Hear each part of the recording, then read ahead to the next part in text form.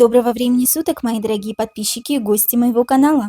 С вами канал Энергия Таро, и сегодня мы с вами рассмотрим следующую карту в колоде Триумф Луны знаменитого художника Патрика Валенса. Это десятка мечей. Что мы с вами видим на карте и основная суть карты? Полный боли и страдания беспомощный человек взывает о помощи, в то время как его со всех сторон протыкают мечами. Он стоит в гробу, загнанный в угол, не в силах пошевелиться, обрекая сам себя на вечные страдания. Если карта выпала вам в прямом положении, это сильная физическая боль. По этой карте может указывать на ДТП по собственной вине, где переломы рук и ног неизбежны, травмы головы. Ситуация по этой карте часто указывает на то, что человек сам себя загоняет в какие-либо жесткие рамки. Это либо вегетарианство, диеты, после которых наступает новая жизнь, либо человек действительно худеет и приводит себя в форму, либо он портит свой желудок и свое здоровье. Десятка второв всегда указывает на обновление, на то, что после душевных или физических страданий наступает тот самый покой и чистая полоса в жизни, которую вы так долго ждали.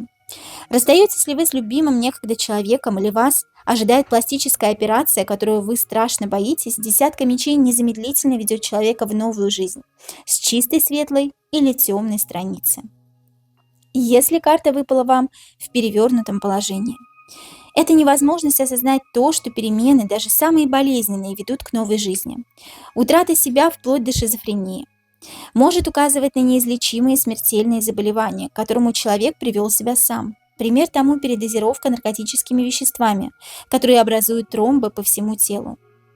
Если карта выпала вам на характеристику личности, это человек, любящий все извне и за грани. Он всегда вне зоны своего собственного комфорта. Любит экстрим и проживать эту жизнь по полной, что постоянно меняет ход событий в его же истории. Это поход в горы, который превращается в свой блок, и человек начинает жить в горах на постоянной основе и меняет свою жизнь на 180 градусов буквально за один день, чем подвергает непременно свой организм пытке и стрессу, просто для того, что выработка кортизола ему необходима. Или же наоборот, человек ограничивает себя рамками и четкими убеждениями, что делать нужно так, как велит социум, общество. Тем самым человек не имеет, вернее, не дает сам себе выражать свои собственные чувства и эмоции, какие он испытывает.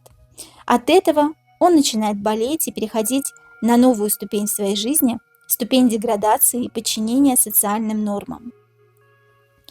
Если карта выпала вам на работу или профессию, всегда на чемоданах. Фраза именно об этой личности, фраза именно на эту ситуацию, когда выпадает эта карта.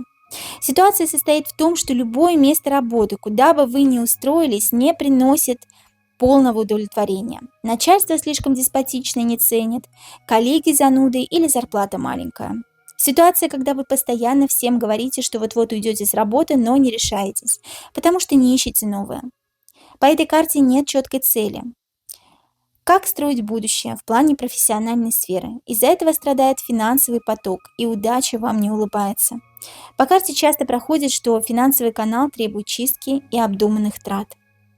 Если карта выпала вам на отношения, страдания, переживания, самобичевание, по карте проходят болезненные разрывы и разводы, где важно отпустить и продолжать эту жизнь заново, с чистого листа, как советует десятка второв. Если карта выпала вам на будущее, что-то ворвется в вашу жизнь стремительно, после чего вы уже не сможете быть прежним. Ситуация, где вы давно хотели отпустить, перевернуть чистую страницу, но не могли этого сделать, однако сама Вселенная сделает это за вас. Пора прощаться с настоящим, которое навсегда останется для вас в прошлом.